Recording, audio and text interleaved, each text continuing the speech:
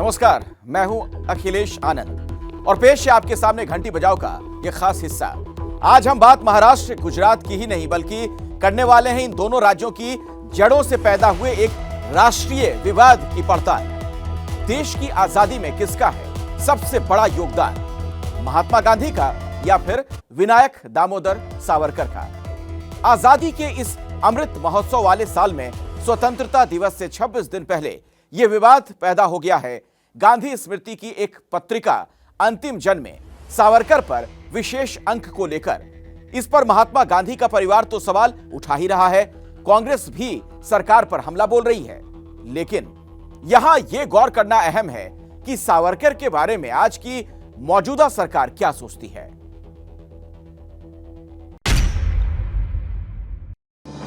सावरकर जी का व्यक्तित्व विशेषताओं से भरा था। शस्त्र और शास्त्र दोनों के उपासक थे। आमतौर पर वीर सावरकर को उनकी बहादुरी और ब्रिटिश राज के खिलाफ उनके संघर्ष के लिए जानते हैं, लेकिन इन सब के अलावा वे एक ओजस्वी कवि और समाज सुधारक भी थे, जिन्होंने हमेशा सद्भावना और एकता पर बल दिया। सावरकर जी के बारे में एक अद्भुत वर्णन हमारे प्रिय आदरणीय अटल बिहारी वाजपेयी जी ने किया है।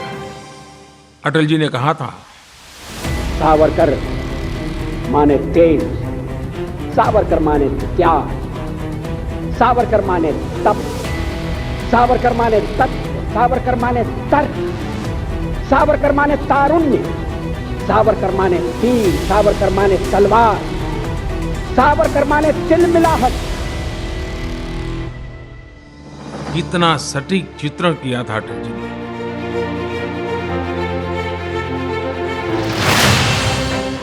आपने सुनी सावरकर को लेकर भारत के मौजूदा प्रधानमंत्री नरेंद्र मोदी और बीजेपी के पहले प्रधानमंत्री अटल बिहारी वाजपेयी की सावरकर को लेकर मन की बात। ये वीर सावरकर के ही संस्कार है जो राष्ट्रवाद को हमने राष्ट्र निर्माण के मूल में रखा है।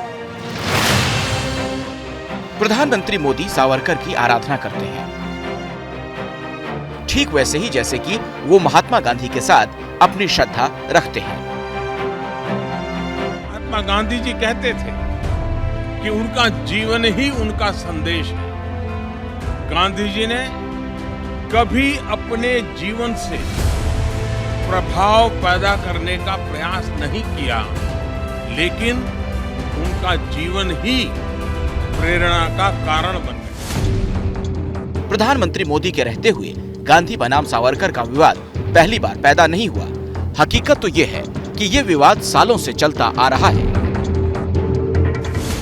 देश का एक वर्ग सावरकर को वीर स्वतंत्रता सेनानी मानता है, दूसरा उन्हें महात्मा गांधी की हत्या की साजिश रचने वाला। यही वजह है कि आज ये विवाद इतना बड़ा हो गया।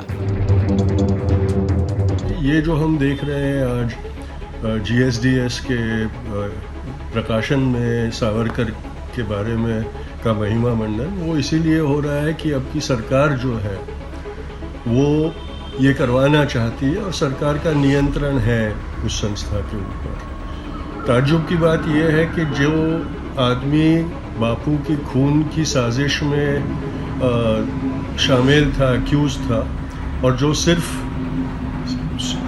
पर्याप्त पुरावे न होने के कारण बलि किया गया, उसका महिमा मंडन गांधी के स्मारक की प्रकाशन में किया गया। दरअसल महात्मा गांधी के साथ सावरकर का भी नाम लिया जाए, स्वतंत्रता का थोड़ा क्रेडिट उन्हें भी दिया जाए, क्योंकि अंग्रेजी हुकूमत के खिलाफ अगर उन्होंने जंग नहीं छेड़ी होती तो अंग्रेजों ने उन्हें काला पानी की सजा क्यों दी होती? सावरकर हिंदुत्ववादी नेता थे, आक्रामक विचार रखते थे। गांधी जी से ठीक उलट वो सशस्त्र क्रांति के पक्षधर थे। सावरकर की विचारधारा गांधी के अहिंसक असहयोग से अलग थी और दोनों तरह के विचारों के बीच लड़ाई कोई आज की नहीं।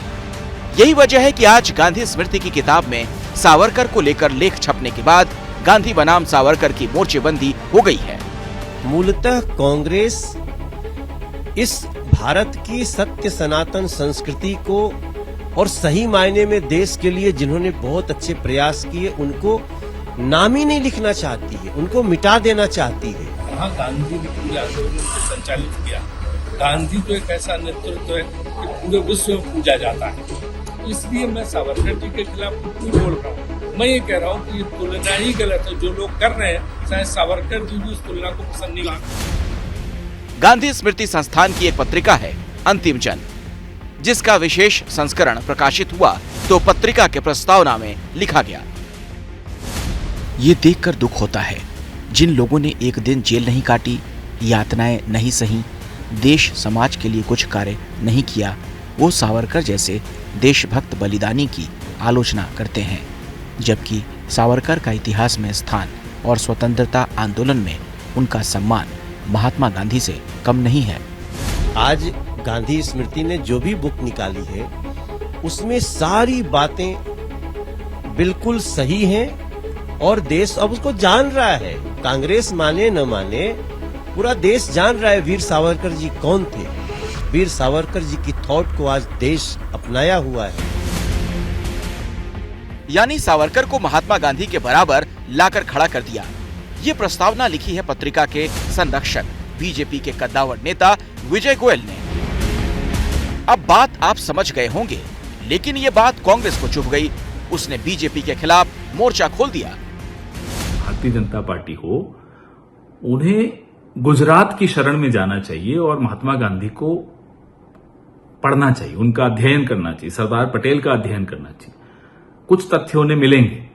सावरकर का फेक अध्ययन करके अपने आप को ज्ञानी मान लें और नए तथ्य इस देश के सामने परोसें, तो वो तो फिर इन्हीं का मजाक उड़ेगा। अब कल को कोई कह दे कि सावरकर ने आजादी दिलवाई थी देश को, तो अच्छा चुटकुला भी नहीं होगा, उस श्रेणी में भी नहीं आएगा। अंतिम जन पत्रिका संस्कृति मंत्रालय से जुड़ी संस्थान गांधी स्मृति एवं दर्शन समिति प्रकाशित करती है और प्रधानमंत्री इसके अध्यक्ष हैं। भारत सरकार के संस्कृति मंत्रालय के अधीन आने वाले गांधी स्मृति एवं दर्शन समिति ने अपनी पत्रिका का ताजा अंक प्रखर हिंदुत्ववादी नेता रहे विनायक दामोदर सावरकर को केंद्र में रखकर प्रकाशित किया है। महात्मा गांधी के विचारों के प्रचार प्रसार के लिए गठित की गई सरकारी संस्था द्वारा सावरकर का गुणगान किए जाने के कारण गांधी स्मृति एवं दर्शन समिति और उनकी पत्रिका अंतिम जन पर सवाल उठाए जा रहे हैं। सावरकर जी का व्यक्तित्व विशेषताओं से भरा था। शस्त्र और शास्त्र दोनों के उपासक थे। आमतौर पर वीर सावरकर को उनकी बहादुरी और ब्रिटिश राज के खिलाफ उनके संघर्ष के लिए जानते हैं, लेकिन इन सब के अलावा वे एक ओजस्वी कवि और समाज सुधारक भी थे, जिन्होंने हमेशा सद्भावना और एकता पर बल दिया।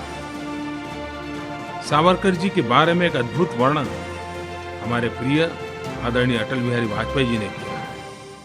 अटल जी ने कहा था, सावरकर माने तेज, सावरकर माने त्याग, सावरकर माने तप, सावरकर माने तत्व, सावरकर माने तर्क, सावरकर माने तारुण्य, सावरकर माने तीर, सावरकर माने तलवार, सावरकर माने तिलमिलाहट। कितना सटीक चित्रण किया था अटल जी ने।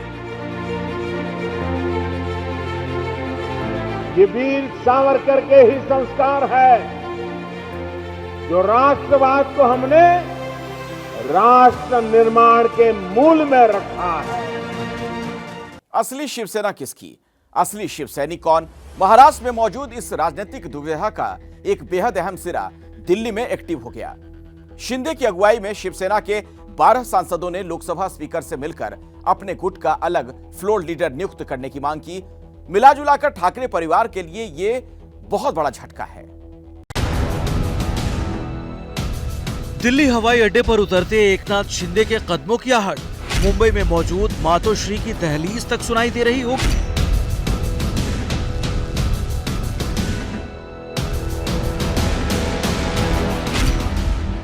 महाराष्ट्र में शिवसेना को तोड़कर करीब करीब पूरी पार्टी हथिया लेने के बाद शिंदे की अगली मंजिल है दिल्ली में मौजूद शिवसैनिक सांसदों को ठाकरे की छत्रछाया से बाहर निकालने की। पार्टी में मौजूद अपने गुट को असली शिवसेना कहने वाले शिंदे उद्धव ठाकरे के साथ कानूनी जंग लड़ने को तैयार दिखाई दे रहे हैं। आणि आम्हाला पूर्ण न्यायव्यवस्थेवर विश्वास आहे, कारण लोकशाहीमध्ये बहुमताला महत्त्व आहे. कायद्यामध्ये आणि घटनेमध्ये जी तरतूद आहे त्याचं पुरेपूर पालन आम्ही केलेलं आहे, त्यामुळे न्यायव्यवस्थेवर आम्हाला विश्वास आहे. शिंदे के दिल्ली पहुंचने के मौके पर शिवसेना के 12 सांसदों ने पहले उनसे मुलाकात करके अपना इरादा जता दिया. जो हिंदू हृदय सम्राट बाला साहब ठाकरे, इनके विचारों को लेके हम जो सब लोग रिप्रेजेंटेटिव संगठित हुए हैं, तो ये सब इनकी सेना, शिवसेना प्रमुख बाला साहब ठाकरे, इनकी सेना. दिल्ली में शिवसेना सांसदों को अपने पाले में करने के बाद शिंदे गुट की अगली मंजिल होगी पार्टी सिंबल की लड़ाई जीतने की, क्योंकि धनुष बाण वाला चुनाव चिन्ह जिसको मिलेगा जनता उसी को असली शिवसेना मानेगी. और उद्धव के लिए आज के हालात में उस चुनाव चिन्ह पर कब्जा बनाए रखना बेहद टेढ़ी खीर साबित होने वाला है.